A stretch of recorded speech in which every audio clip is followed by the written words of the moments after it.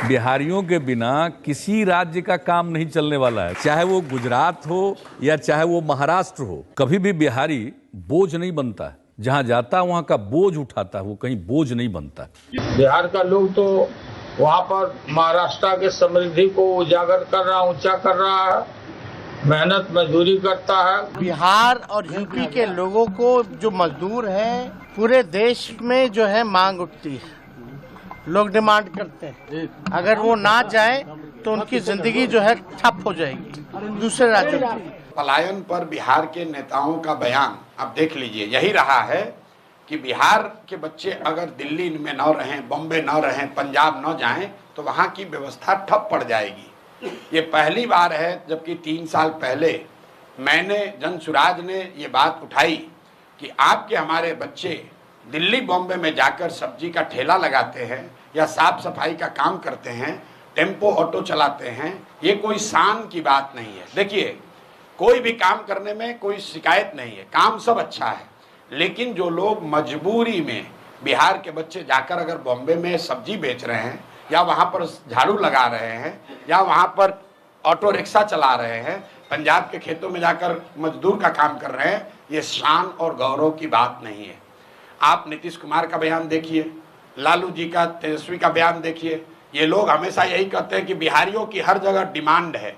मेरे भाई, बिहारियों की हर जगह डिमांड नहीं है, हम लोग के बच्चे मजबूरी में जाते रहे हैं और पलायन बिहार का सबसे बड़ा अभिशाप है। ये शान की बात नहीं है। शान की बात तब होती जब हम लोग यहाँ पर सब्जी उगाते और रेफ्रिजरेटेड ट्रेन से वो सब्जी दिल्ली जाती और तब हम लोग कहते कि अगर हम लोग से उलझोगे तो तुम्हारा खाना पीना दाना बंद कर देंगे। तो पलायन की बात उठाई है हम लोगों ने, क्योंकि गांव-गांव में जाकर देखा कि इसका आर्थिक सामाजिक कितना बड़ा इसका नुकसान है।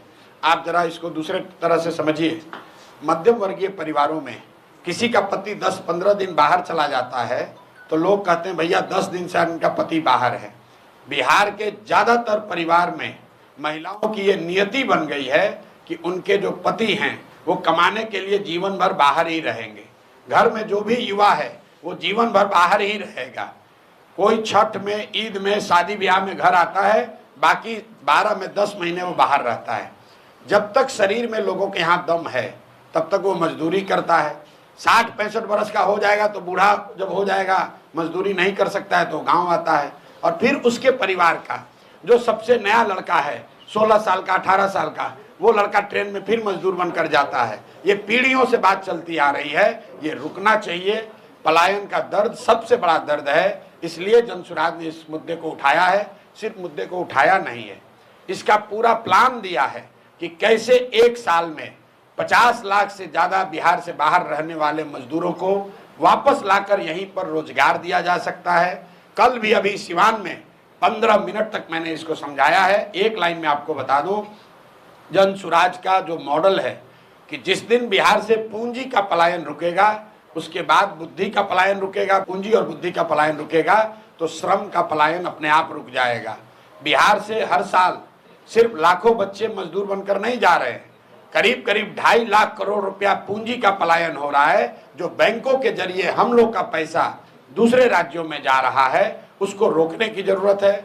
वो जब रुकेगा तो जो समझदार लोग हैं, पढ़े लिखे लोग हैं, स्किल वाले लोग हैं, उस पैसे का इस्तेमाल करके वो यहाँ पर रोजी रोजगार की नई नई व्यवस्था शुरू करेंगे और उससे यहाँ पर श्रम का पलायन अपने आप रुक जाएगा। 1 साल में जनसुराज का वादा है, 1 साल में किसी भी व्यक्ति को मजबूरी में, अंडरलाइन कर रहे हैं, मजबूरी में, स्वेच्छा से जाना चाहते हैं जाइए, लेकिन मजबूरी में अपने बच्चों का पेट भरने के लिए हरियाणा, पंजाब, दिल्ली, बॉम्बे जाने की जरूरत नहीं पड़ेगी। 10-12 हज़ार रुपए का रोजी रोजगार का अवसर बिहार में ही उनको करके दिया जाएगा।